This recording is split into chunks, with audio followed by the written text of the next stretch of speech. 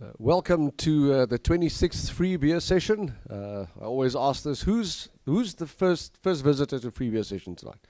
Like in first time ever. All right, cool. That's not bad. Awesome. Well, welcome. I hope you guys find the evening interesting. So, why free beer sessions? The whole idea is to come together and talk about open source, how it changes people's lives, how it's evolved, and just share stuff with the community and see what different companies are doing. It's the whole story of, open source is free as in speech, not free as in beer. So we thought we'd combine that and give you guys free beer as well. Hopefully by now you figured out where the bar is. Smoking area outside, toilets down there in case you haven't figured it out yet. Right. Important things.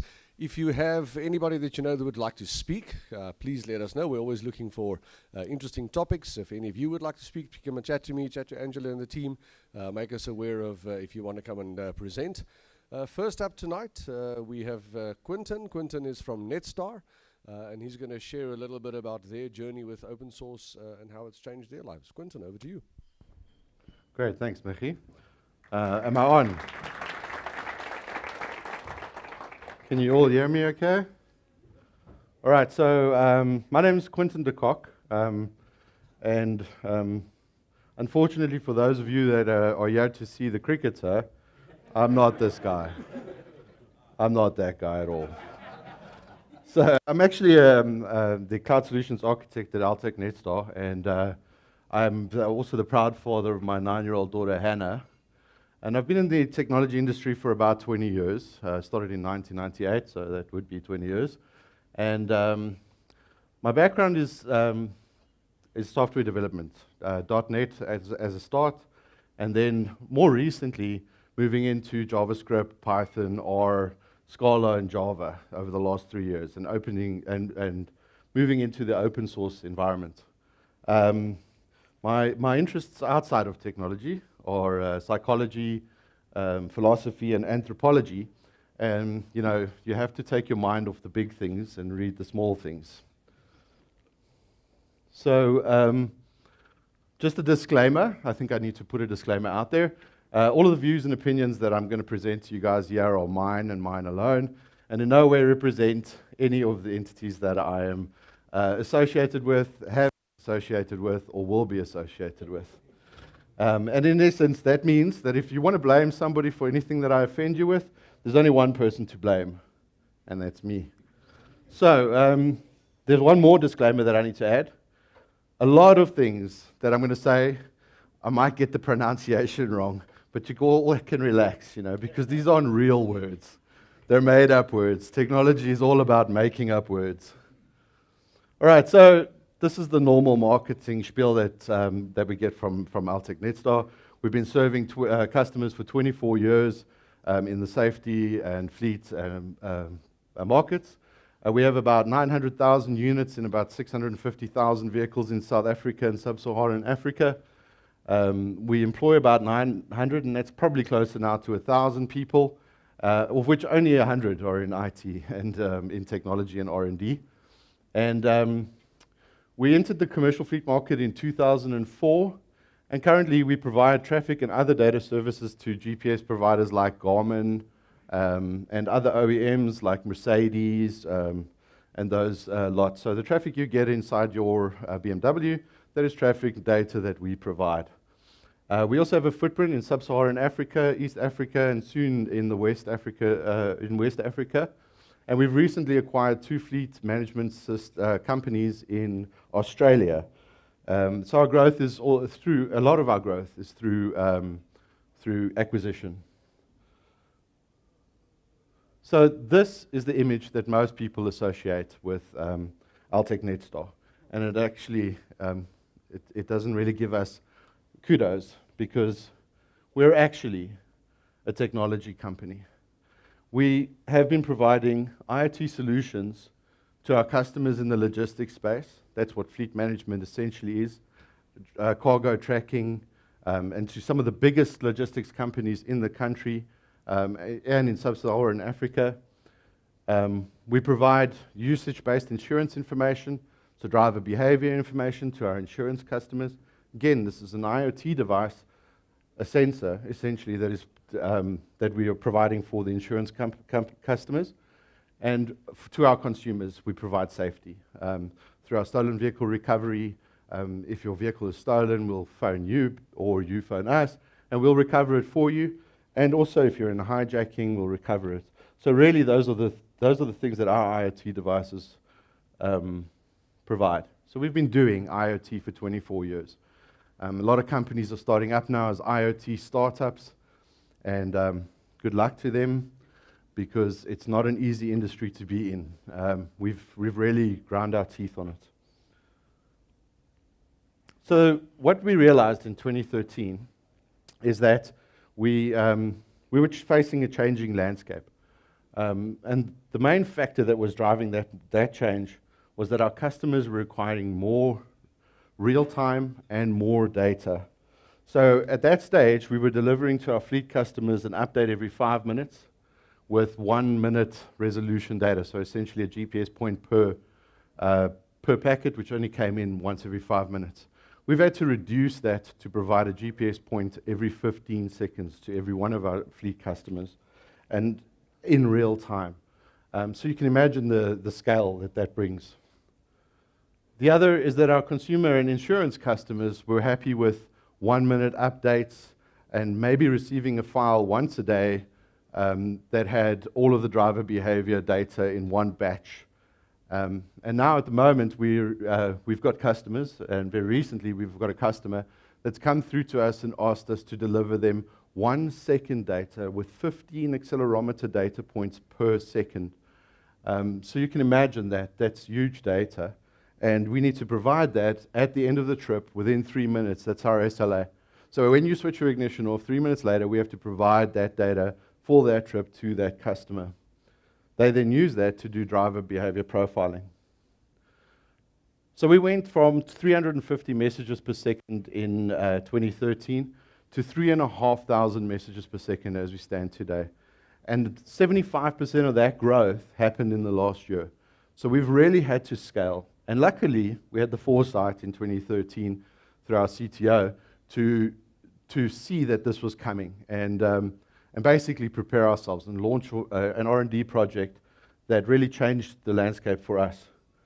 So the graph on the right there basically shows the growth in our GSM fleet and GSM consumer telematics and insurance telematics products over the last 4 years. And you can see that at the peak in the beginning of this year, we were installing 3 times as many devices as we were in 2016. So there were technology landscape changes that were also happening, and big data is just one of them, but these were really the enablers for us that enabled us to get to this scale other than big data. So the first was a reduction in GSM data costs. So we went with a provider, one of the large telcos in South Africa that represents a worldwide telco, and I won't say the name. They have an IoT-only GSM platform that has really got reduced data costs. We were able to going with that platform, we were able to reduce our data costs by 30%. The second was a reduction in the GSM device costs. So all our devices are internally developed at Netstar. We have an engineering team of about 14 people that basically build the PC boards, attach the GSM modules, write the firmware, test the stuff, and get them into units. And actually, they're very, very successful. Our Flagstaff product has just recently done 500,000 installations, which is really, really, really good.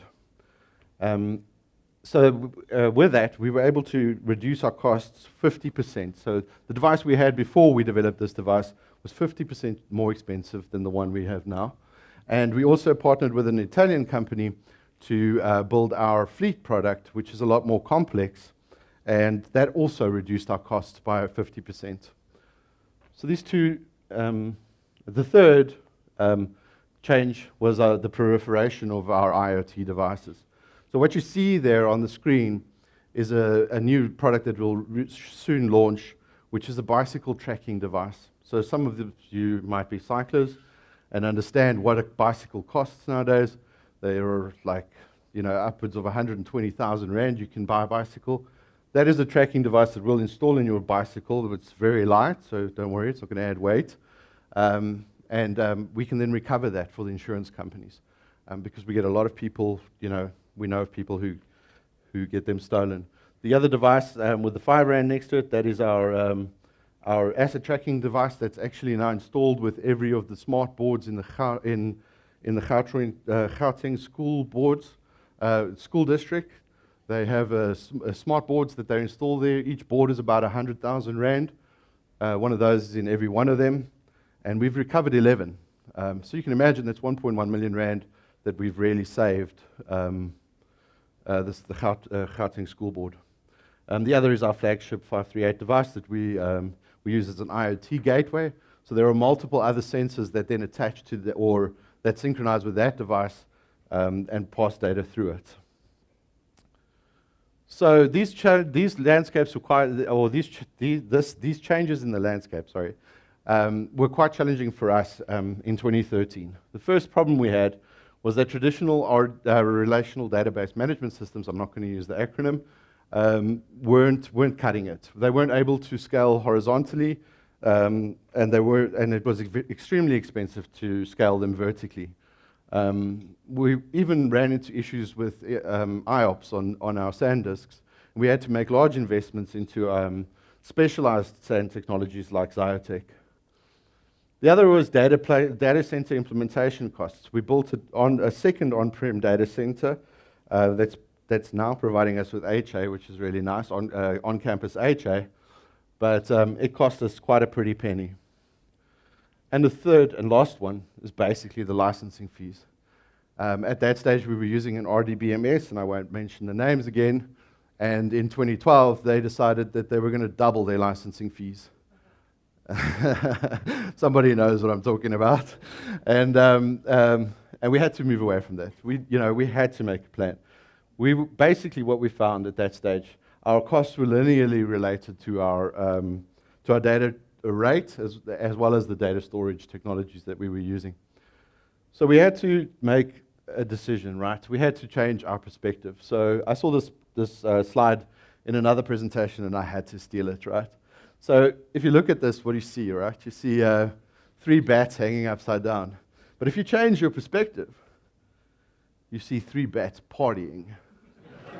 They really are getting down on that dance floor. So you need to change your perspective, and you can actually find value in the changed perspective. So what we did, the first thing we did was we decided that we weren't going to put down an architecture. We weren't going to lay out an architecture and be wrong within 5 years, or be wrong within 7 years, or be wrong within 10 years. We were going to put down principles. And those principles essentially became a manifesto for us. The first was that we would use DevOps. We would at least implement the continuous integration and continuous delivery portions of our DevOps, of the DevOps ideas. The second was that we would take a page from Martin Fowler's book. So I'm a software engineer. I follow software engineers and architects, and Martin Fowler is like one of my favorites. And we decided to put down an evolutionary architecture, which basically says you need to be able to evolve. You need to prepare yourself to evolve with the technologies.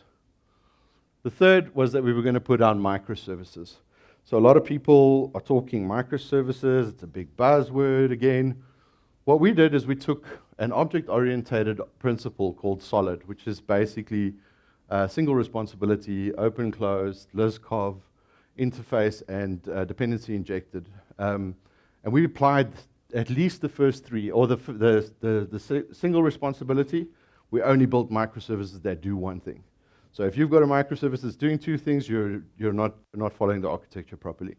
The open-closed is basically you need to make it extensible, but not modifiable. Don't change the behavior, add to the behavior. And the other one is the I, interface dependency. So everything is driven through interfaces that are configured. The fourth one was that we would use an event-based microservices architecture, again from Martin Fowler.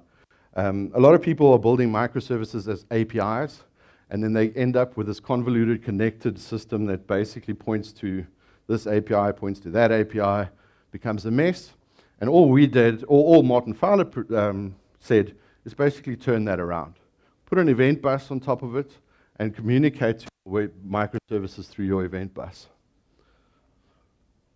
The other was that we would be polyglot. Anybody who wants to join or wants to build a microservice can choose the language and the storage platform of their liking. We wanted to make teams feel that they could deliver on any technology that they wanted. And actually, that's starting to bring through because a lot of our developers are on .NET. Now with .NET Core, we can bring them into this architecture quite easily. I think it's the last one, or the second last one, is that the microservice must be stateless. If there is state, outsource the state to another engine, for instance, Redis, because that allows you to be resilient. That was the last one. Because if a service crashes, its state is no longer contained within itself. If its state is persisted in another store like Redis, then if a Redis node crashes, you have a secondary node to take over from it. So this was our manifesto, and this is what we took forward in our basic technology choices and our implementation. There were two enablers that came out in 2014 that really enabled us to do this kind of architecture. The first was containerization. So Docker made their containers available in 2014, and we really took to it. Docker's really been a savior for us. It allows you to encapsulate your configuration and application in a single object that can be stored in a repo that can be used, can be pulled by an orchestration engine. It also gave us the flexibility in the CI/CD space. So if we want to do continuous integration, functional testing, we can do that because we can spin up an environment with 2 or 3 Dockers on a single machine. All of your dependencies are on that server, and your code can run and produce its functional tests results. And also the continuous deployment. With Docker, it's extremely easy to do a Docker pull. I mean, I'm sure a lot of you have done a Docker pull command. It's probably the easiest thing there is to do. So what is the future of Docker for us? Well, Stefan Fabel, who's a product manager at Canonical, was recently quoted in an article about the cloud that the containerization craze shows no sign of abating. And I think that is extremely true. I think actually that if we had this talk in 2 or 3, 4, 5 years from now, containers is going to be old news, and we're all going to be running our software in containers. The second one that enabled us was orchestration. And we chose Kubernetes as an orchestrator. I know there are multiple other ones, DCOS, OpenShift. But Google open sourced Kubernetes, and it's really taken off. It's probably become the de facto standard of containerization orchestration. So I don't know if anybody's ever worked in a container orchestration environment. I believe it's truly magic. If a container falls over, and one of the principles we didn't put on the list was that we make our containers fail. If it really has an error, don't try and recover from the error. Fail. Because it's stateless, it doesn't matter if it gets restarted really quickly, and Kubernetes does that for you. So if you lose a node, Kubernetes will automatically detect that these pods are no longer available, move them onto another node until you're able to restore that node. It allows for automated scaling, so it can scale up and scale out depending on the load, and it also for manual scaling. If you want to scale up your own stuff, it's literally a single kubectl command. It's really easy to do. Yeah, as I said, it's magic. It's truly magic.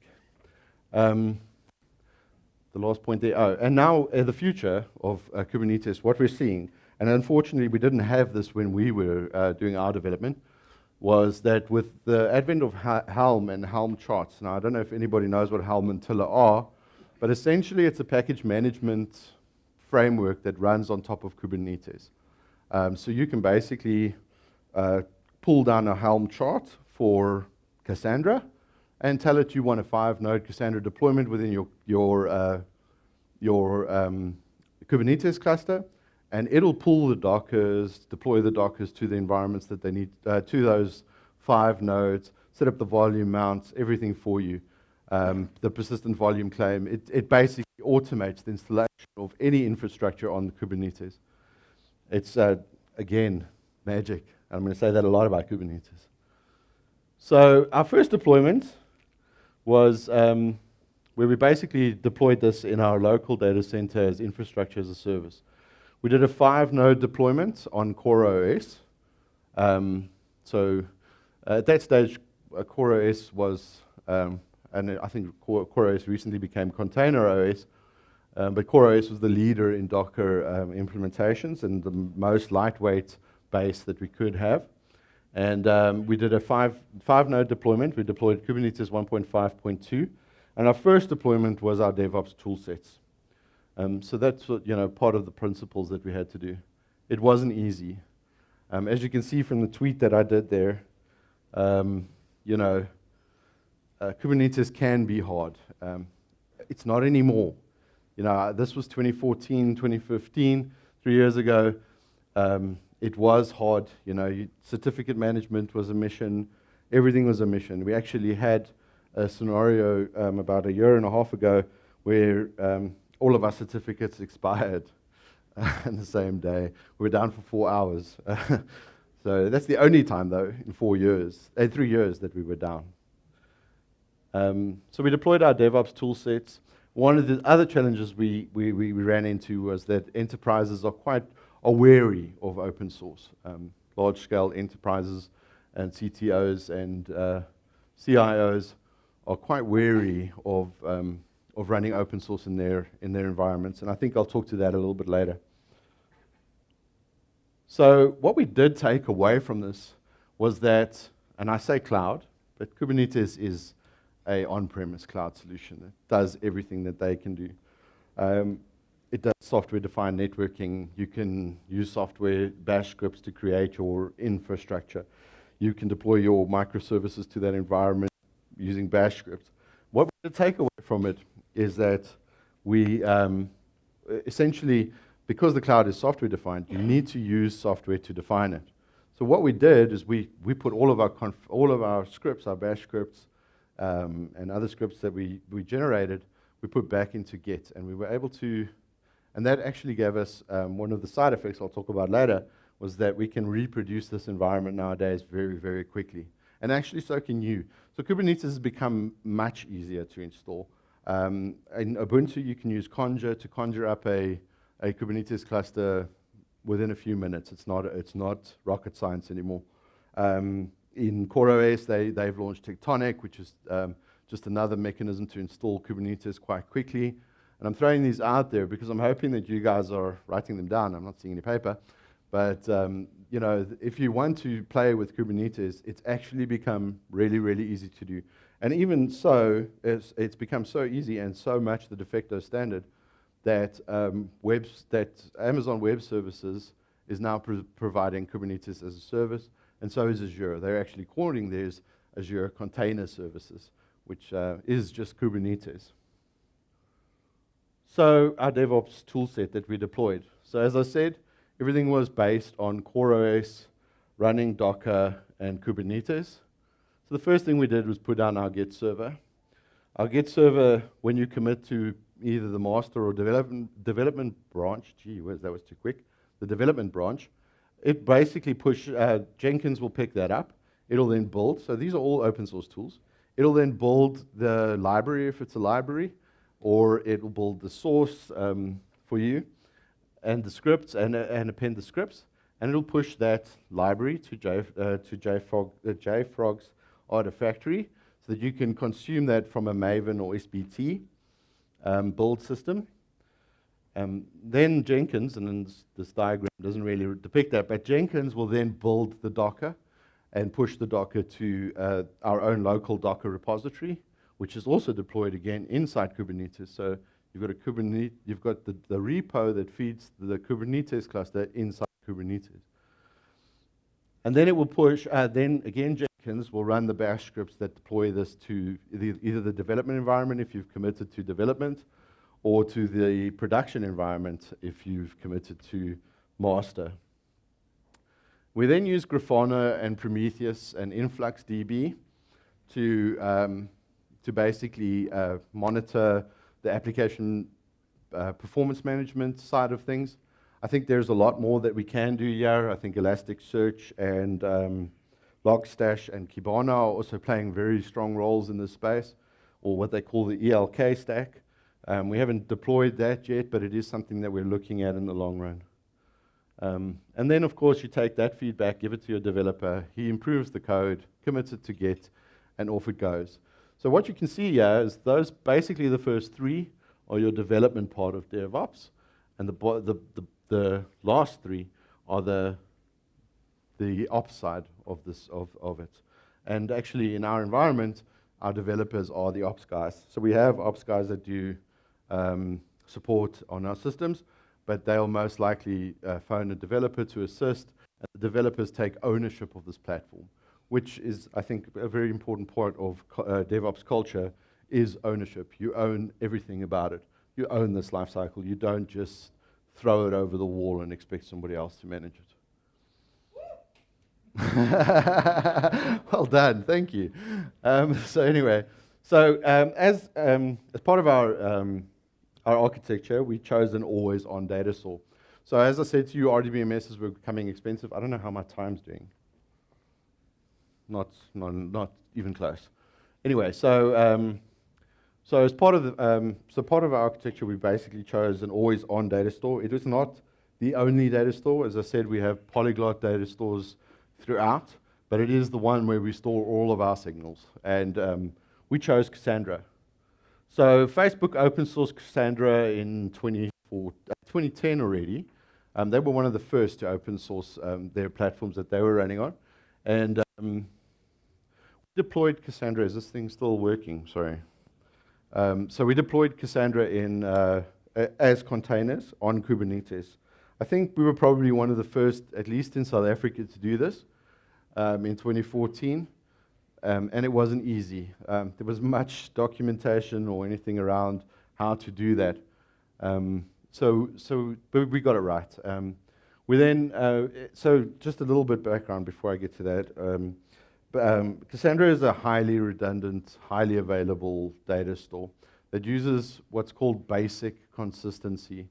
We were talking a bit earlier, George and myself, about the difference between autonomous transactions and basic consistency. I think a lot of people think of technologies like Cassandra and think that this thing is not half as consistent as my transactions in Oracle. The only real difference is that these systems provide consistency over time. So you might write a record now and read a dirty read, but maybe in 10 seconds or a second or a few milliseconds, if you read again, you'll actually have the consistent data. And that's really helped us. And I'm going to skip one, but anyway, our 12-node cluster that we're running at the moment does 32,000 inserts per second and I'm not talking about batch inserts in in the SQL days we used to do batch inserts. This is real-time inserts at 32,000 per second while reading out of that at 1,000 rows per second. So we started with a 3-node cluster of 1.5 terabytes, and our 12-node cluster at the moment is sitting at 24 terabytes, of which about 20 terabytes is used. So we've got about 3 years worth of data. Sounds like a little, and it probably is a little because, remember, our packets are really, really small. Our packets are, on average, about 140 bytes, and maybe up to 360 bytes. And we store these things in the raw form. When we extract them, we do the decoding. And that allows us to do a few things that we were not able to do in the past. And that is make amendments to our decoding and re-extract the data and without having to reprocess the data, without having to re-decode the data. And it's extremely fast. We use Scholar for that, and it's really, really, really fast. So in the 3 years that we've had our cluster, and I mentioned this earlier, we've had one outage of Cassandra for 4 hours. It wasn't Cassandra's fault. It was the developer who generated the self-signed cert's fault, and he wasn't working there anymore, so I can blame him. But But yeah, it was only that 4 hours is the only outage we've had in 3 years. And that's actually quite commendable for an open source platform. So the next part of our architecture was basically, as I explained, the event bus. And because we were looking at two different event scenarios, the first being really the brokerless event bus. So Kafka is an excellent brokerless event bus.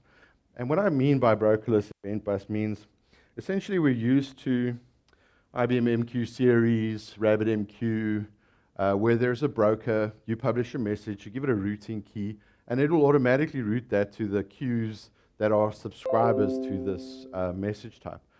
Kafka doesn't have that, and that makes it extremely fast. I mean, our 3-node Kafka cluster, we've benchmarked at about 100,000 writes while reading at the same time at 100,000.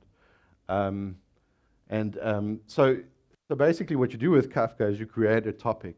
So you still get fan out. If you use the same consumer ID, you'll get a fan out type pattern. If you use different consumer IDs, then you get a distribution pattern. So the patterns are still there. There's just no broker, which makes event-based architectures a little bit more complex. And that's why we also chose to implement RabbitMQ. Now, RabbitMQ is supported by Pivotal, the guys who build VMware, and supported by, it's open source by them. And this is more a traditional broker-based event bus with normal pub subs and routing keys and the normal functionalities. It's written in Erlang, which is a functional language, and it's extremely fast, but it's nowhere near what we can get with Kafka. We can do about 10,000 messages per second into our 3-node RabbitMQ cluster, pushing it in and distributing it out on 2 different services at, or again, about 10,000 per service. So it's more than enough for what we have now, but it's nowhere near the scalability and performance of Kafka. So as I said, we're using, because our principles rather than architecture, we chose to use fit for purpose. Could have been easy for us, or I'd say it could have been easy. It probably would have been easy for us to build our own broker on top of Kafka. And I'm sure there are guys who've open sourced brokers on top of Kafka. But maintaining that kind of environment, and maybe we should look at it later, but maintaining source code that we wrote like that is not really efficient at all, especially with the size of our team, which you'll see later. Our next part of our architecture is essentially the extraction. As I said, we store these things in their raw format, and it's a proprietary format in most cases, and we have to decode them to some sort of human-readable or computer-readable format. So we would, like, for instance, go to JSON or something like that. And our ETL system that we chose is Spark, to at least draw out the data and do some inline stream analytics. So it allows, Spark allows for massively parallel execution of ETL tasks. So if we've got a 12-node Cassandra cluster, and Cassandra uses what's called replication factors. So you can have three copies of your data three copies distributed across 3 nodes of your cluster at any time. What that means, though, is that if you want to read out, and you want to read at quorum, which means at least 2 of those nodes have to respond, it's very hard to do in serial. You have to start to do it in parallel. Cassandra is also a little bit different from traditional RDBMSs, where if you create, in the RDBM, I'd like to say the old RDBMS days, but that's for me. I'm sure everybody else still has them. But in the RDBMS days, we used to build multiple indexes to improve reads on the same table. But what we forget is that every single insert has to affect the index. The index is just basically a slimmed down table that contains a pointer to the main table. So in Cassandra, you have to really structure your partitioning indexes properly so that your data gets partitioned properly. And your secondary indexes you want to limit. And what that means, though, is that reading out operational queries, so ad hoc queries, I guess is what you could call them, is kind of slow. And there you need massively parallel systems to do that. So Spark is a cluster-based. We're using the latest Spark that integrates with Kubernetes, and Kubernetes can spin up the nodes, the pods, with Spark from the Docker repo, with all of our dependencies on it, and start to basically draw out that data. So, you know, to give you an idea of how long something will take, about 80 million rows can take about 7 hours to get out. So it does take long, but that's for ad hoc. If I was doing an operational query that the indexes are designed for, that would basically take milliseconds. Milliseconds. So where am I? I'm talking, and I don't even know how, not even following my own notes here. So the second part of our extraction and analytics is R, or R. One of the students that was working with me found a little guide, the Pirate's Guide to R. So I thought I'd throw it in there. So currently we're using R to build our ML models from these extracted data sets. We're using RStudio, which is also an open source. If you want to go RStudio Pro, that does cost money, but it's not half of what some of these analytics engines are going to cost you.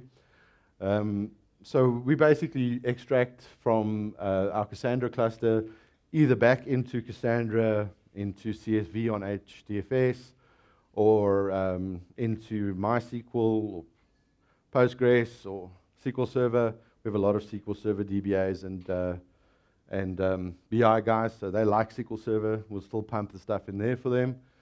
And then they can use Power BI to present it, because, of course, I'm going to say the Microsoft swear word at an open source conference.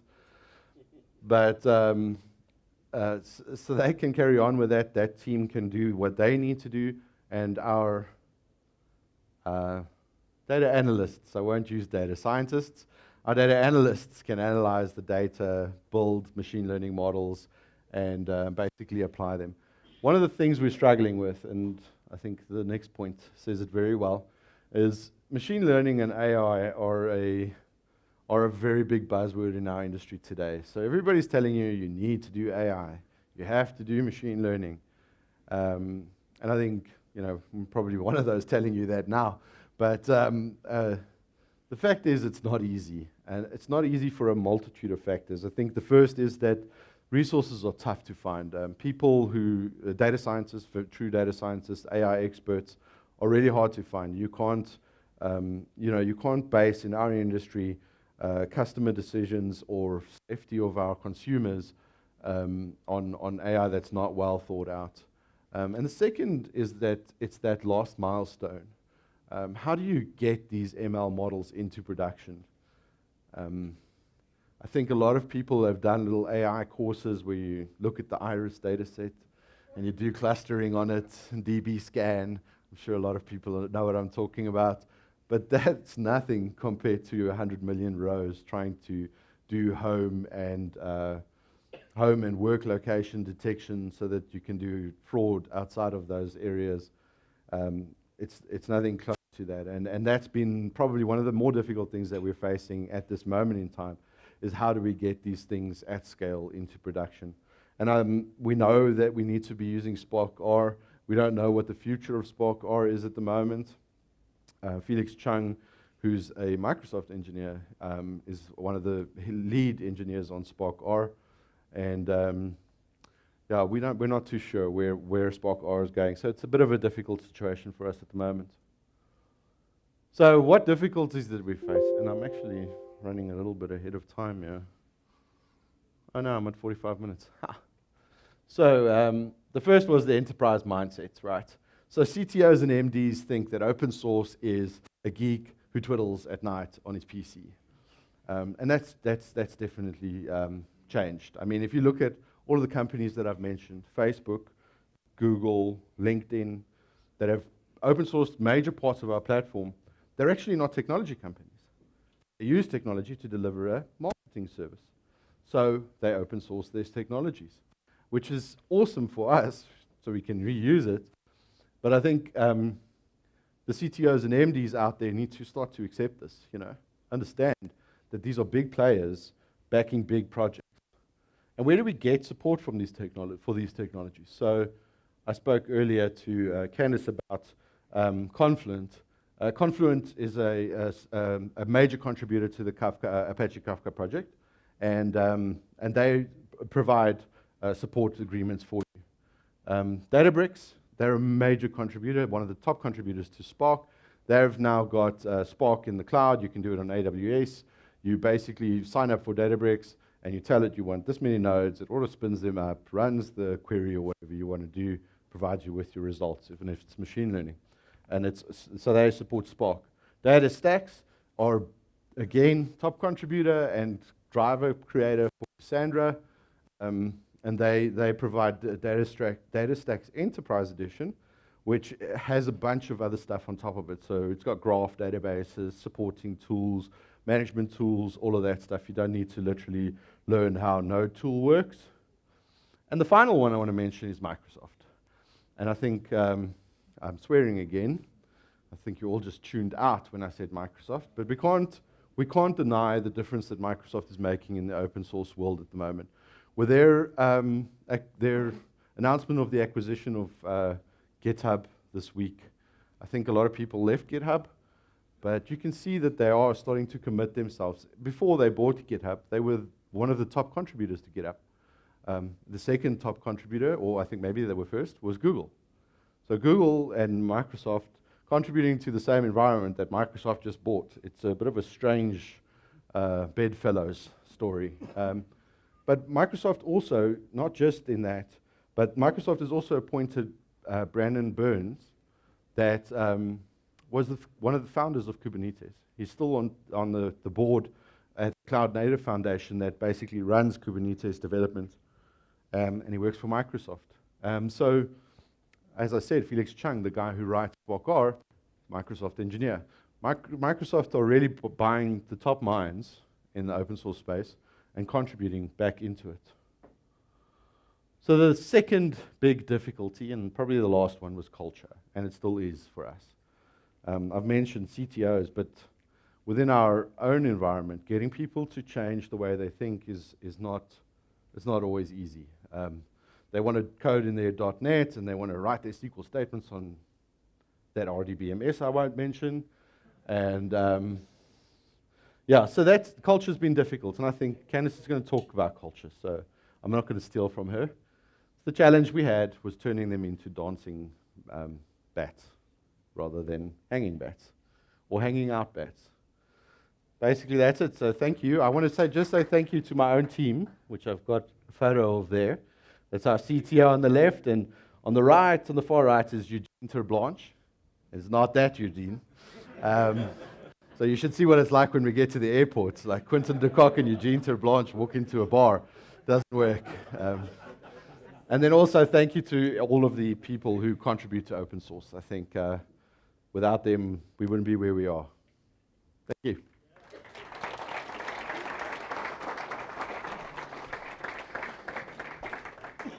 Thank you, Quentin. Any questions for Quentin? No, it's fine. Hey, George, here we go. Quentin, you mentioned the scalability between Kafka and RabbitMQ. With RabbitMQ, you indicating you're flexing out at about 10,000 messages per second. Have you gone to 4 or 5 nodes? Does it scale linearly? Or It scales horizontally, yes. So it does. You can add multiple nodes to a RabbitMQ cluster. It manages the messages between the nodes for you. You can put a load balancer, but there's a lot more to it. You can make queues durable or not durable so that they live on one node only or can be generated anywhere. So that it's a fully fledged message bus. I would say, I've written to an IBM MQ Series Q. I've never looked at MQ Series itself, But you know, we've been using it now for actually we've been using it since 2011 on some of our products, with difficulties, but really it's been a core staple for us. Okay, it's just the messages per node, that's about 3,000 per node compared to Yeah. 30,000 compared to Kafka. Yeah. Kafka is actually, if you lose a node, then you can still write. So you're still writing at 100,000. I don't know how they do it, it's magic. Telling you there's some magic stuff. We're living in the age of magic today. Charles. Is there any reason why you went with Kubernetes and not something like OpenStack? Are those two even in the same family? You know, because last time we were here, we had a nice talk on OpenStack, and OpenStack looked like it was more magic than Kubernetes. It was spun up things here, and we were all like bedazzled, and we're like, whoa, bruh. And, you know, Kubernetes sounds nice, but OpenStack seems sexier. Is it possible to build an environment like this with OpenStack? I wouldn't say I don't think I'm at liberty to say what the difference is, because I've never really played with OpenStack. They are in the same space. DCOS is one of the competitors as well that's in that same space. I think we chose Kubernetes by accident. A lot of things in software happen by accident, but you know, that's why I say, well, never mind. We'll talk about that after a beer. But so a lot of things happen by accident. Kubernetes was an accident for us, but we're very happy for that accident. I mean, with the standardization that we're seeing across all of the platforms for Kubernetes, the support for it, making it easier to deploy, being platform as a service within the cloud environments, I think it's the right tool for us, at least. Just a question. I see in your entire life cycle there, you use JFrog Artifactory. Is that the only component that you guys actually licensed and purchased? We use the open source component of it, so it's basically only the Maven or SBT repo. Your entire stack's open? Everything's open on our side, yeah. Yeah. Any other questions? And just to clarify, just because you pay for something, it doesn't mean it's closed. Just to clarify. True. Any other questions from anybody? There's one. Craig.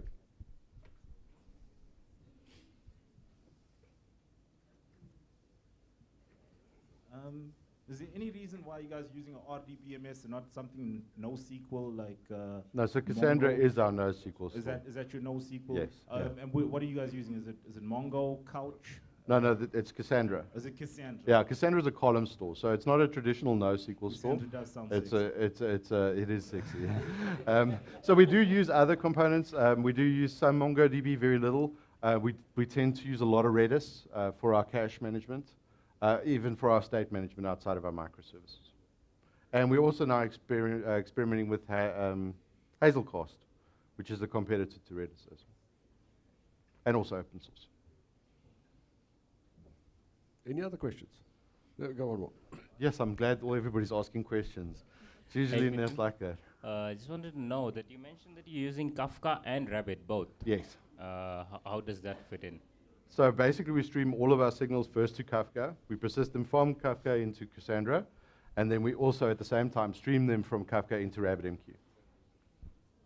So Kafka is really the entry point, and then we push it from Kafka into RabbitMQ and use the message broker to distribute it to other microservices. Any other questions? There's one at the back.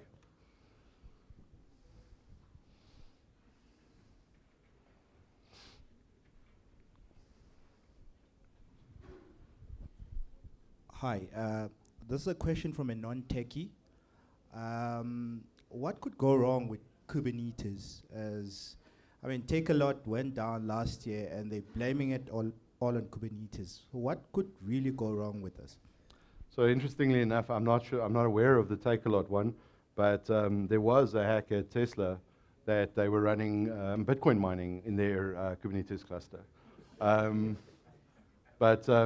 Yeah, so there's a lot that could go wrong. Main things that are going to go wrong is when you don't plan for going wrong.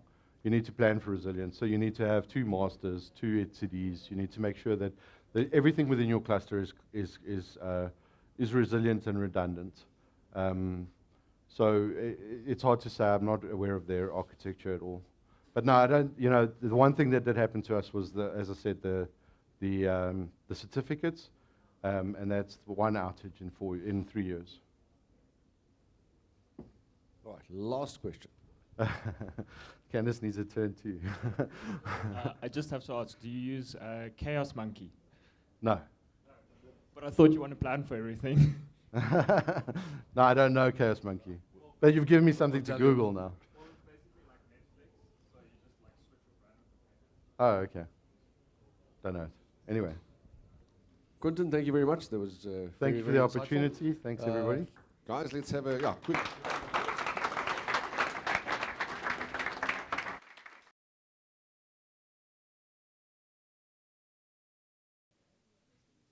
All right, next up we have Candice, and I know Candice as Candice Mesk, so she can explain the change in surnames. But Candice, we've known her for a few years with regards to all the DevConf and DevOps conferences between the financial sector. And Candice is going to tell us a little bit more about DevOps culture. So Candice, over to you. Am I on? Okay, good. Thanks, Michi, and thank you, Angela, for the opportunity. And hi to all of you. It's nice to kind of meet you. I hope we can meet in more of a one-on-one capacity a little bit later. So just about me and where I've kind of come from is I like to call myself a retired software developer. That's the load shedding, I believe. There it is, the generators. Okay, well done, Investec. Okay, so yeah, a retired software developer because I spent about 10 years of my career writing code for a living. And I like to think I wasn't too bad at it. But I was working in this pretty amazing team, and I think at the time we weren't using words like DevOps. But it was a team that was, what my presentation is about, really ready for that next step.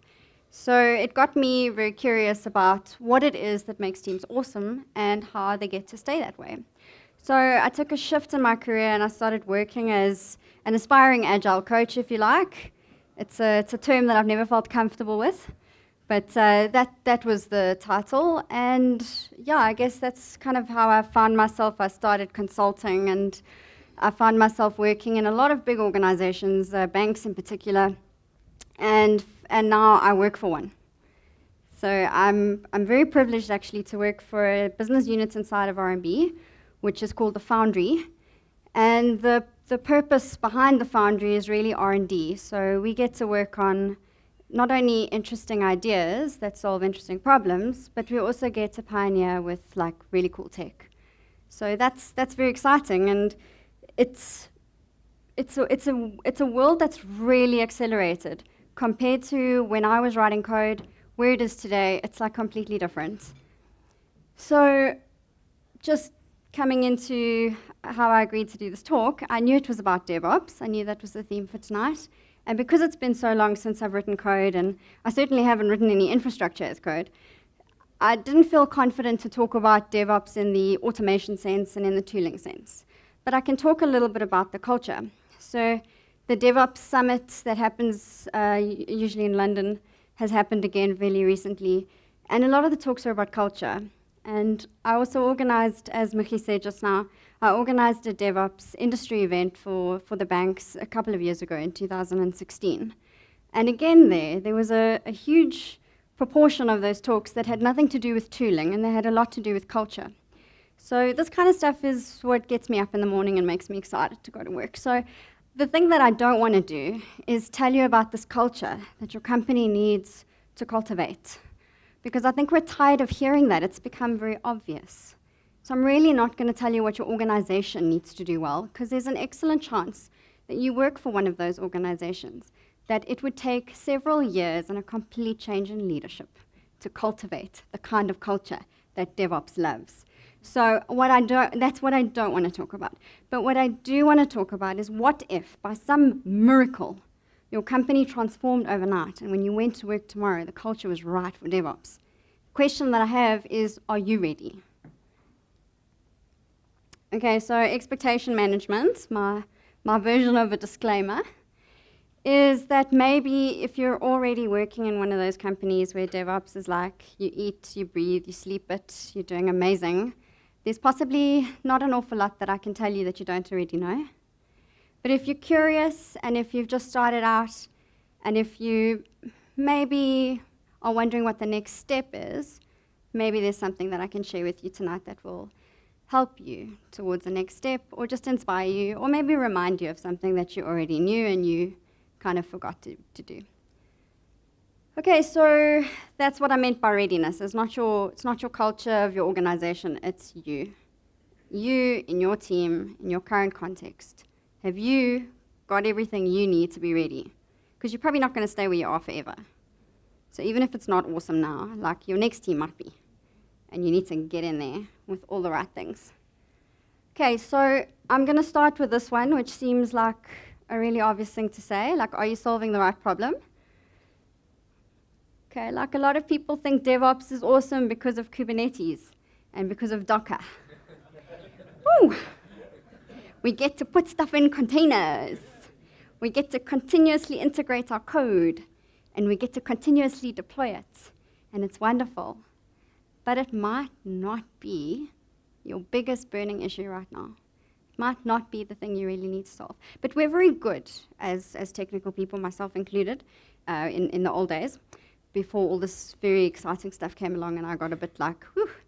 But I think we start sometimes to invent problems that match the cool tools that we really want to start to work with. So we have a tendency sometimes to find a tool to fit a problem we didn't have. So it's really important that, I guess, all of us who think about DevOps are really identifying the right problems for it to solve, and I can give you a great example of this.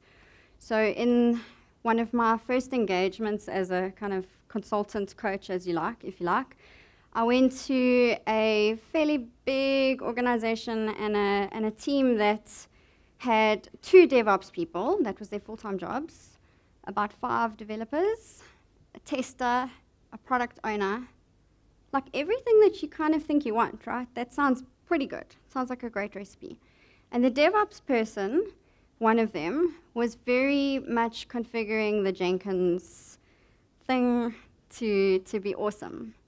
And I thought, wow, why do they need me and my coaching partner? What is it that we're going to come and help them with here? But it didn't take a very long time to realize that there were about 16 branches of Git repos that people were committing to on different days of the week, depending on what they felt like and depending on what matched what was in that particular branch. And when it came time for deploying, it had a lot to do with what we've agreed can go into production this weekend. What can go in? Okay, so then I need to probably cherry pick a few of those commits out by hand and then put them in a new branch so that I can deploy that branch into production on Saturday. And it's going to take 5 of us to do that. Okay, so that was one thing that I started to wonder if all this time spent in Jenkins was really solving the right problem. The other thing that I kind of noticed quite quickly was that this wasn't a team that had a great culture of writing automated tests, that the Jenkins thing was duly trying to run, all 5 or 6 of them. Like, with the greatest amount of respect and huge amounts of empathy for that team, they didn't know the problems that they were facing. They hadn't actually started to identify them yet. They weren't good at that part yet. And the kind of third thing that didn't emerge straight away, but took a while to kind of come to the fore, was that for a developer to test the code that they had just written, they needed to fire up 45 things that took 15 minutes each. And a lot of the time failed because they didn't have enough resources on their dev machines to run them. Okay, so they were in a world of pain and solving the wrong problem with Woohoo DevOps. Like I said, huge amounts of empathy, so no judgment. I mean, they were doing the best they could with what they knew at the time. But I think that's just the thing, is a team that's really ready for this next chapter, this DevOps thing to come in and really help them accelerate to that next level, is fighting the small fires all the time. So the tiny things that are painful, they're finding very frustrating, and they have this allergic reaction to anything that takes longer than it should, or anything that they've had to do by hand more than once. Like, that's not okay. So they rid themselves of those kinds of irritations all the time so that the right problems are very obvious very quickly. So I think that's the message that I've got, is you may not know that you're using DevOps to solve the wrong problem, but if you try to fight the small fires all the time, maybe you can actually figure out what your right problems are. Okay, and then there's the investment. So I think what sometimes we miss, especially when you care a lot about quality, and that's a very good thing to care about quality. I cared about it so much sometimes that I wrote more unit tests than I care to admit. It wasn't the best use of my time, because I was solving something that made a difference in maybe one person's life for an hour a month, and I'd spent 6 days writing unit tests. Okay, I think I've exaggerated on all fronts there. But this was kind of the thing that I'd missed as a developer, is I cared a little bit too much without realizing whether the investment I was putting in actually matched the outcome. So a great example of this recently in our team, we use GitHub for hosting our code. And we're using private repos because it's a bank. So some of our stuff's public, but pretty much all of it's private, and we were running out on the plan that we had, so it was time to upgrade. And one of our devs, who's pretty amazing, kind of said, well, the next level up is going to cost us $100 a month more than what we're paying now. And if we switch to Bitbucket, which is also awesome, it would be cheaper by about $40 a month if we had to do that upgrade. So that sounded awesome. So if you work that out, it's a few $1,000 a year. Sounds like a no-brainer. Thank you, developer, for making that great suggestion. But then we asked this question: what would it take to move all our repos? And if we want to integrate, because Bitbucket does awesome things with other tools that we use, if we wanted to actually go as far as integrating all our tools with Bitbucket, how much time would that take? And when we ran those numbers, we realized that probably it would take 2 years to kind of get the benefit. So we didn't. We made an agreement that we would review in like a year from now and decide then what the right thing to do was. So that took 20 minutes of 3 people's time to just put their heads together on it and say, is the investment really worth that outcome?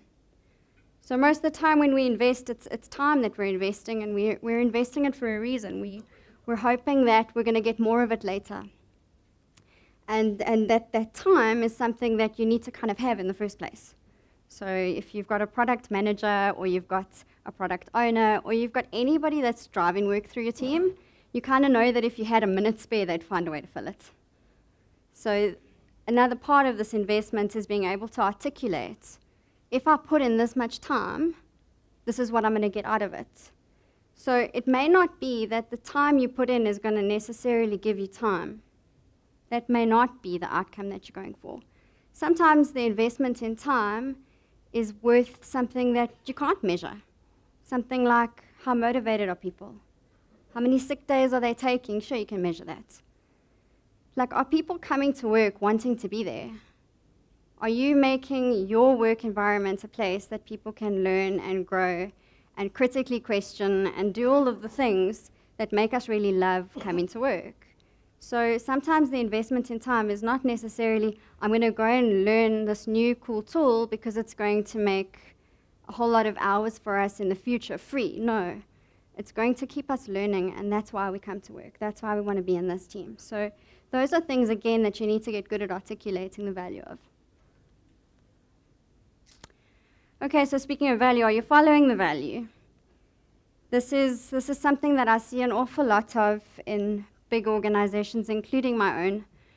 Fortunately, not in the unit that I'm in, because we had the wonderful opportunity of starting from scratch with fairly old people who've seen things as they shouldn't be. But typically, your large organizations have siloed teams. They have this kind of structure where if you write Java, then you sit with all the other people that can also write Java. And if you test, then you must sit with all the other people that can test. And then, of course, if you're ops, well, then you must just support all those teams, all of them. And you must be in the other building. Okay. So what happens when we get structured in this way, and sometimes this is very difficult this is not a constraint that we can always remove, right? So sometimes it's something we've just got to accept and find ways to be creative around.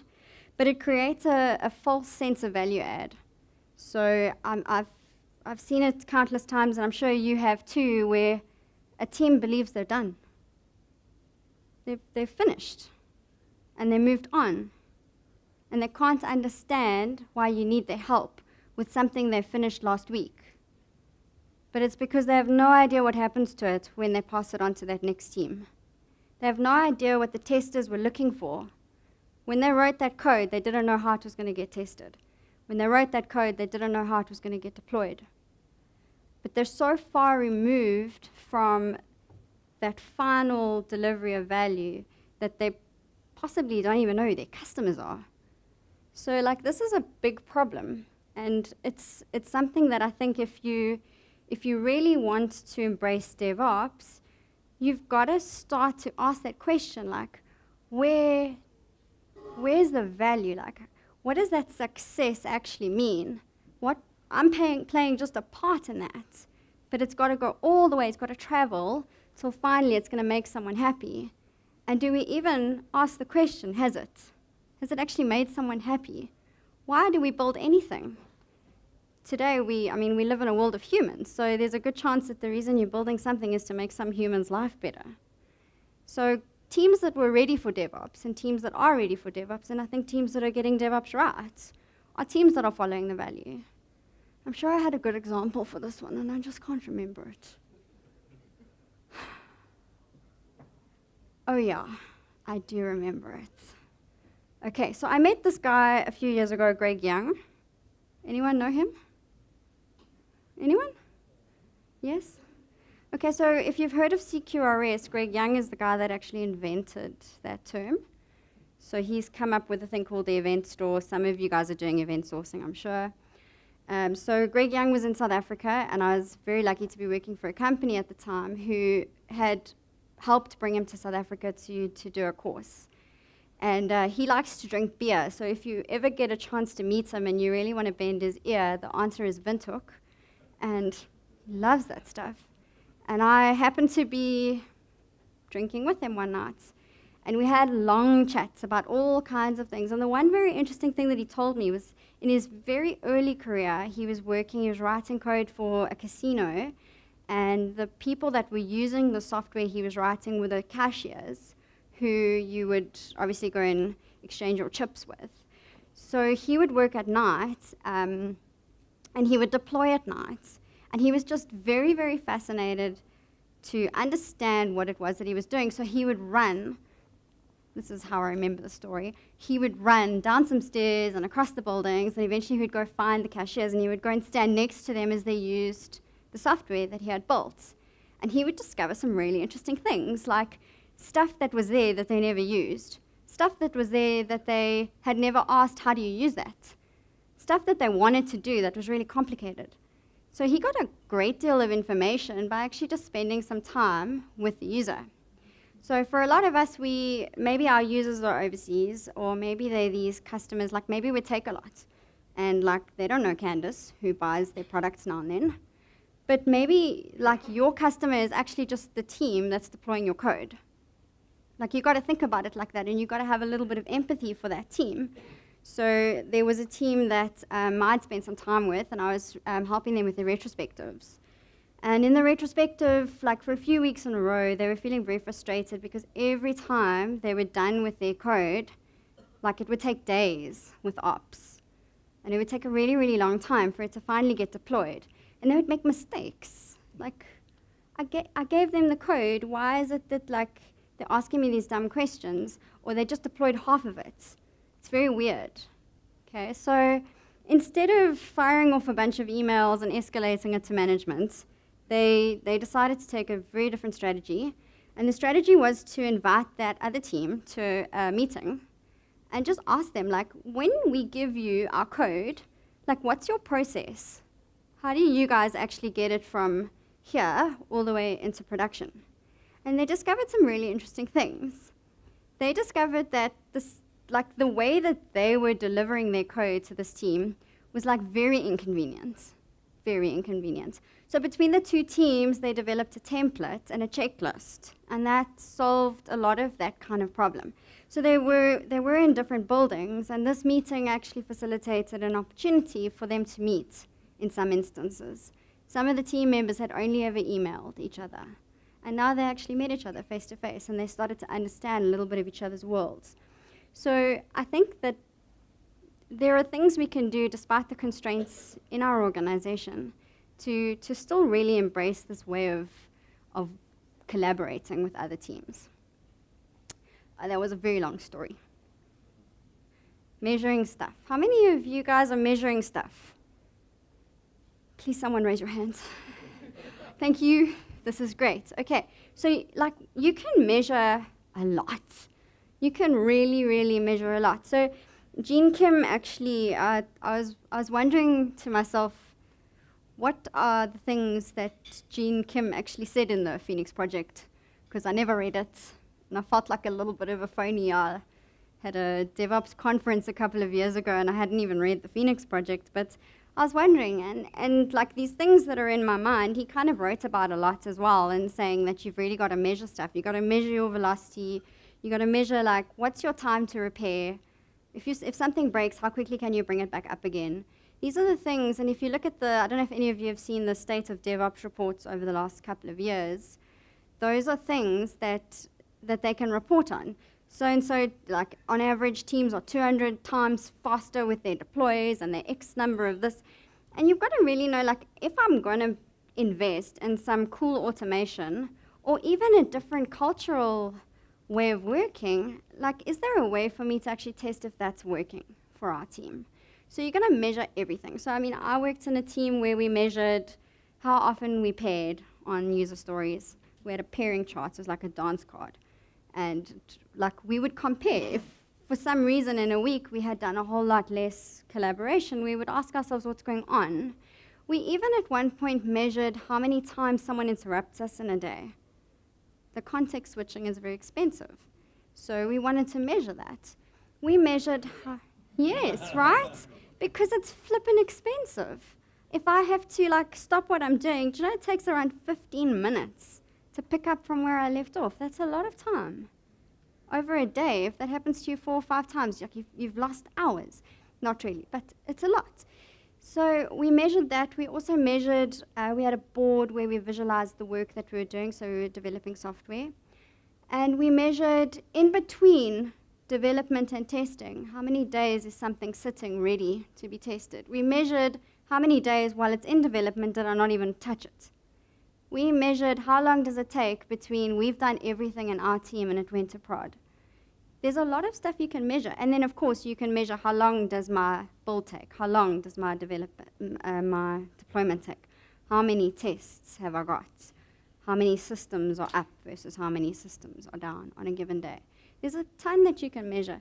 So I think great DevOps teams, because they're investing in things that they're hoping are going to speed them up, make them learn more, make them more efficient, give them time, right? Time to do the stuff that they're really, really good at. If you aren't measuring, how will you ever know that it's worked? So it might sound really obvious, but I don't think that there are enough teams that are actually measuring, that they actually know enough about themselves. So in our team, we measure, well, our teams, there's a couple, about 4. We use story point estimates, and before you give me the hashtag no estimates, it's not necessarily that the estimates are that useful, because I don't think we're ever going to get spot on with that. But the process of estimating is incredibly valuable. It means that we all get to be on the same page about what it is that we need to do for that thing to get done. But what I've been able to convince my boss of, and so I was a little surprised, but she was very receptive, was that instead of us filling in those god-awful timesheets, we could use that data, and we would treat everybody in the team exactly the same. And we would look at the story points for the whole team and decide how the team spent their time. And that worked. So that's one less thing that every single person in our team has to do because I have data. Because they're already estimating. And I already have all of that information, and all I get to do at the end of the month is tell finance what projects had the bigger percentage of our team's time. It's really quite cool. Okay, so constraints. I decided a little while ago, actually it was not really my decision, it was decided for me. Did you know that if you're certified, that you can be taken a lot more seriously? That was a joke. Don't fall for that crap, okay? But yeah, so it turns out that if you happen to say, yeah, I'm certified in that, people kind of, they start to elevate the status that they think you hold. So I've always very proudly said that I promote Agile without having a single certification behind my name, but my boss kind of wanted me to go and tell the rest of the organization about Agile, and she said, you should probably get certified. So I said, okay, right. So off I went on my Scrum Master training. And it turns out that there are things that I needed to learn. That was cool. But there was a simulation exercise in which there was a constraint that actually didn't exist. But I'm not going to tell you what that was in case you go on the training, because then I'm going to ruin it for you. But we were told, like, here's a problem, here's some tools, here's some people, you're going to solve the problem. And we all really believed in this constraint that was slowing us down and making us very frustrated. But it turned out the constraint never really existed. All we needed to do was ask, hey, can that problem go away? And the facilitator was like, yeah, sure. I have a whole bag of that for you. And that's kind of the thing that sometimes we suffer from, is these like fake constraints. In my team recently, this is it's super complicated. I don't even know how to explain it, but we work on Linux because we don't like deving on Windows. And we have a different Wi-Fi network because it's open and the rest of the bank's not. And so that poses a little bit of a problem when we need to integrate with bank systems. So then we need a Windows machine so we can run it on there, because that one does connect to the Wi-Fi. That is the bank Wi-Fi. It's very confusing, okay? But basically there was like one Windows machine between all the devs, and it was very flippin' slow. Like, it would take forever. So they never wanted to test anything that actually required integration. And the product owner said, I'm sorry, what? What do you mean you don't have a place to test? They're like, we don't have a place to test. They really, really believed their own bullshit, that there was no way that they could solve that problem. She said, guys, let's just phone IT and order a machine. It was a revelation. The machine has arrived. So, well, I did sort of throw a spanner in the works, and I said, can we please put one of those PCR Wi-Fi adapters in there so that if we need to pull from GitHub, we can. Because, yeah, if you're on the bank network, I think you can pull from GitHub, but you can't push. So we have broken all the rules, which is yet another example of constraints that never existed. Our business unit said we're special and different. We're not going to use your Git in the bank. Thank you for having that, but it's not what we want. Also, we don't want to use your TeamCity. We want our own one in the cloud. And they believed us. They believed that we were special and different enough that they gave us all those things. There is no other team, I can promise you now, in the whole of R&B that got that right. We just didn't believe that was a constraint for us. In fact, in the early days, so I joined the Foundry when it was a year old. And in the first year, they were proper cowboys. So they wanted a server rack, and they didn't want to go through the process for whatever reason. So they went on to OLX with the corporate credit card that they'd so generously been given, and they bought some servers. And we still have them, and we're running some very interesting data science experiments on them. So again, constraints that never existed. They're a lot stricter with us now, but we've managed to get procurement to pay for our GitHub. And they, yeah, with the procurement credit card, I promise you. And you know what else? We even have our own Jira and Confluence in the cloud, because we didn't want to use the bank's one. Because why? Because we work with remote teams, and they don't come in, and they don't have an R&B laptop. So again, we just bulldoze through a few constraints that everyone else believes they have. So, are you sure you know what yours are? I feel really naughty for telling you all of that stuff, and it's gonna go on YouTube. Okay, this one is my favorite. It's my soapbox. It's the Are You Agile? Do any of you guys go to Agile Africa? Okay, I'm talking to the wrong people. Okay, so I got very frustrated last year at Agile Africa. Very frustrated. Because they have this little room, and I think the room is amazing, and I think the conference is amazing, so I just want to put that out there. But they have this little room where people can go and talk about pretty much anything they want. And I popped into the room a few times in the day, and pretty much every conversation ends with, but do we really know what Agile is? And yeah, like it's the right question, but it's a very frustrating one to still be asking after 5 years of Agile Africa. But the thing is, and I encounter this all the time, is that when you ask people what they think Agile is, they'll all give you a different answer, but there is actually just one answer. What is Agile? It's a set of principles and a set of values. It's got nothing to do with your sprinting, and it's got nothing to do with your board. It's got nothing to do with having a Scrum Master that's actually the project manager. That stuff, like, if you aren't getting the principles and you aren't getting the values of Agile, there's a very good chance that you just are missing all the value that it could possibly offer you.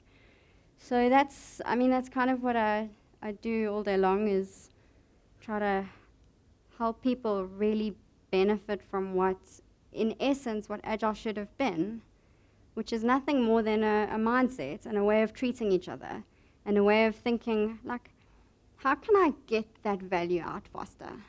That's really what it's, in my mind, all about. So the teams that were getting Agile really, really right were the perfect teams to pick up DevOps. Because why?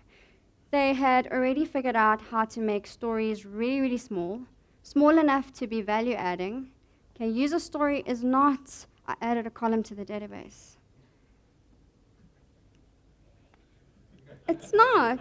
Like, you can break down your stories to a point. They still need to be valuable. They do. I'm sorry, guys. If your user stories say, make a table, that's... Oh. Okay, so when you deploy that table, has it made anybody's life better? Maybe. I don't know. But in general, Agile teams have figured that out. They've figured out what is value. They've figured out how to add it often and early. They've figured out how to get feedback. Because that's kind of, in essence, what you get from living those principles. So are you Agile? If you really, really are, if you really are living those principles, then you're probably perfect for that very next step of automation and all of that stuff. Because you've already got, like, you're already measuring stuff and you're already figuring out what's painful and trying to eliminate it. You already know how to respect one another and work as a team. You're already having face-to-face time with your customers. You've already broken down some, like, pretty hardcore mental models that exist in big organizations, that people are machines and, like, we can call them resources because it doesn't matter if I take you out, I can put another one in and it's going to be, like, the same. And, like, it just isn't true. We work with people, and Agile is about people. So anyway, there's my soapbox. And then there's the kind of last thing. I don't know how I'm doing for time. I'm just rambling, yeah. How am I doing? I suppose I got a bit of time. Okay, so it's the leadership component. And I don't mean management, because management and leadership are two very different things. Traditional management was around, how can I get this person to do what I need them to do so that I can make the most money? And today, leadership is so much more than that. Leadership is saying, how can I get this person to show up for work in a way that I get the best out of them? And there's a ton of stuff that you can read on what makes people want to come to work excited. And a lot of it has to do with just not solving the problem for them. A lot of it has to do with saying, there's the problem, I trust you, I actually could probably solve it myself, but I won't do nearly as good a job as you. And that's why you're here and I'm here, and I'm your leader. and you are here in the organization. So even if you look at that, I spoke about the State of DevOps reports, there's a massive emphasis on what they're calling transformational leadership. And they're saying things like, if your CIOs aren't embracing transformational leadership, then they're not going to have job. They're not going to be on that exco in 2020. They won't. Because that's going to make the difference between whether your organization remains relevant or it doesn't. Whether you have the great people or you don't. So I have the kind of leader who really gives me a lot of freedom. Like I tell her what decisions I've made. And if I mess up, she gives me very direct and honest feedback. And that's wonderful because she does it in a way that I know that she cares about me, but she also doesn't give me so much room that if I screw up, something really awful will happen. She's still taking accountability. She's just sharing some of her responsibility with me. And that is the kind of leader that we all can be, even if you don't have the title. So in our teams, I think a lot of us have the opportunity to lead without it being so overt that you get the job of team lead or you get to be called a manager. You just get to be a leader. I get to be a leader. No one reports to me. I don't sit down with anybody at the end of the year and tell them how much bonus they got. But I get to influence and I get to help people unpack their own problems. And I get to step back a little bit and say, here's all the information that I think you might need. I'm very curious to see how you would solve that problem. And that's all it takes. And if you have a young person in your team who maybe it's their first job, or maybe they're brand new in the company and they're not used to the kind of culture or environment that you're in, it doesn't matter who you are. Maybe you're the person that joined the team last. You can be that leader. It's really important, guys. So if you are embracing that kind of, I guess, the style of working that makes everybody a leader, then I think you are fantastically suited to make DevOps something that you just say, we do that. So can you, I'm going to have to read this part because I don't know it out my head. Actually, I wrote it very small. Okay, so here are some clues that I use. For solving the right problem, the question is that really the most important thing right now? Like, I'm sure it's important, but is it the most important thing? Is there nothing more important than that? If I can say, yeah, that is definitely, absolutely, without a doubt, the most important thing, then I'm probably solving the right problem. The other one there is like the thinking like an investor. So what I put in, am I actually going to get that out? Is it worth it? Following the value. How will we know when we've succeeded? Do we know where the end of the value is? What else have I written there? Gather the metrics. What are we hoping for? What are we hoping for? What are you measuring for if you don't know what you're hoping for? So sometimes you're just measuring, which is really, really cool. And I'll tell you a great story. I'm just going to stop right there and tell you this really awesome story about stuff we were measuring, and then it was really helpful. So in the team that I was working in before I changed to do all this agile stuff, that was the time that they decided to try out mob programming. So one of the guys in the team had gone to the States to attend a conference, and he had gone and done what the term that they like to use was team tourism. So go and be a tourist in another team. So he went and he spoke to some team in America, and they were doing this cool thing where all of you guys were sitting around one computer coding, and everyone got a chance to be the coder, and the rest got to be the navigator. And he thought, geez, this is cool. And it actually is very cool, and it's something that you should definitely Google, mob programming. But he decided that he would bring it to his team, which I was no longer a part of. And the problem that he had there was there was no screen in the whole team that was big enough for everyone to sit around and code. So he was like, that's not a constraint for me. I'm going to bring my TV, which he did. He brought his TV to work the next day. He said, okay, that's not stopping us. We're going to try this thing. And the team, the line manager was like, He's the kind of leader that's like, okay, so I'm going to trust that you guys have got a good idea here. Otherwise, we're going to figure it out pretty quickly, and we're not going to do that again. So they did it. They did it for around 3 months. And the amazing data that was just there in the background, because every day at stand-up, they would put little dots on their story cards on their board, and they never threw away a single story card. The data was all there from before the mob and after the mob. And guess what? The mobbing made them 30% more productive. Higher throughputs, shorter cycle time. More value for the customer is how you might summarize that. Okay, so you never know. Sometimes you just measure stuff, and then you can find a way later to use the stuff that you've measured to figure out if something has worked or hasn't worked. So the question there that I've written is, what are we hoping for, and how will we know if it's working? That's why you have data. Checking your constraints. What is painful? Ow. What can I do about that?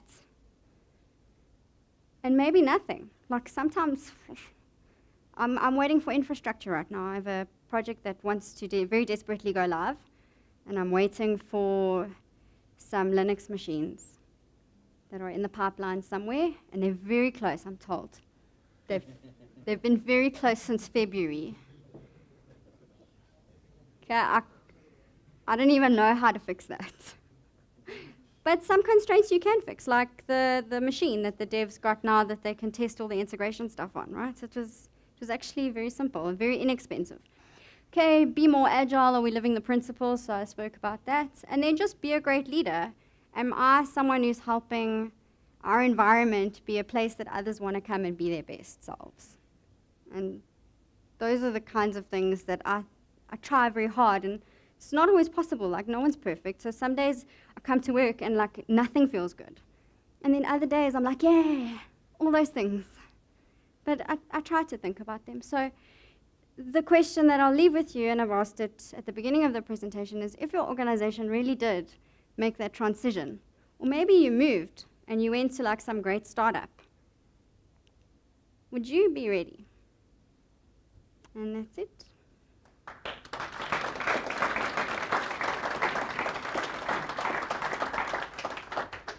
Thank you, Candice. Any questions for Candice? I just want to say that we also use Docker and Kafka and Kubernetes.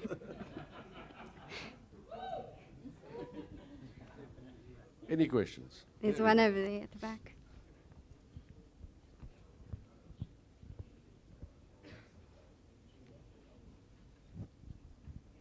Hi, Candice. Great talk. Thank you.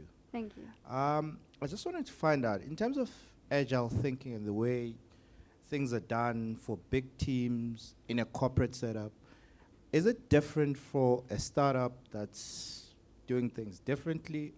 Which, I mean, you mentioned constraints there, and startups have a lot of constraints, which usually influences how you do things. I mean, that's a great question, and you know, it's a really hard one to answer with like one answer. There's going to be many, because it's which organization with large teams and which startup and what constraints. So is it different? Yeah, usually it is quite different. So we typically find, especially in the very large organizations, that they tend to favor very large teams because it's hierarchy, right? So I need a manager, and I need a manager for that manager, and eventually I run out of managers, and I've got all these people. So what do? I make them all report to that guy. So what happens when we have very big teams is quite often we start becoming less and less and less efficient. And we're not able to really have the benefits of Agile when our team sizes are 10, 12, and 20. We have great benefits from Agile when we have teams of 3 to 5, maybe 7 people. The reason for that quite often is because of the fact that if I've got one code base and only so many people who can work on it, there's a very good chance they've got to talk to each other all the time. So they have a stand-up, they get to all communicate with one another at least a few times every single day. If you're lucky, they communicate constantly. In a startup, those are typically what you see. You see great collaboration out of necessity. You see the kinds of things where there's more to do than there are people. So everyone chips in. And if I'm doing it for the first time, I know at least somebody else has done it before. And so we help each other out. So those are the kinds of culture differences that you often see in a startup that you don't always see in a big organization. But everyone can learn. I really believe that. I think if you just need that one thing that makes you say, that's worth it. I've seen that team, and they've done some cool things, and they're a little bit more agile than me, and that's worth it. And you can get there. I hope that answers your question. Any other questions?